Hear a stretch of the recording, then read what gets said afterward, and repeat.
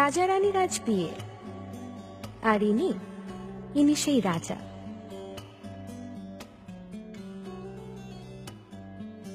মা বলেছেন আজ থেকে এই রাজা এবং রাজ্য এটাই তোর আপন ঠিকানা, তাদেরকে খুশি রাখা তোর দায়িত্ব। নিজের সব কিছু বিসর্জন দিয়ে হলেও তাদের খেয়াল রাখবি। এগুলা কি আনলা বৌমা? এগুলা তো আমরা খাই না। সবার সব দিক খেয়াল রাখতে রাখতে নিজের স্বপ্নগুলো হাতছাড়া হতে বসেছে। কিন্তু এই বিসর্জন নামক শব্দটা আমাকে এক পা করে পিছু টেনে ধরছে। বারবার মানা করেছিলাম, তারপর আমার কথা শুনিনি। কথা শুনতে ইচ্ছে করে না? তুমি যেমনটা ভাবছো আবার? তেমন না।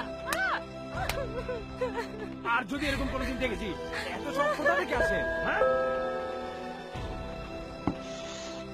ভাবি ও ও ঘুমাচ্ছে। আরে এসব তো একটু হয়ই, মেয়েদেরকে অনেক কিছুই মেনে নিতে হয়। স্বামীর বাড়ি আসল বাড়ি।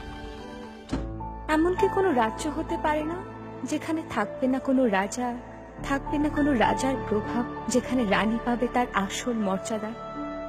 এমন কেন হয় মা? সব ত্যাগগুলো মেয়েদেরই কেন করতে হয়? জন্মের পর আমার বাড়ি একটা, বিয়ের পর আমার বাড়ি আরেকটা, আমাকে তাদের মতোই চলতে হবে, যা হবে মেনে নিতে হবে। আচ্ছা মা,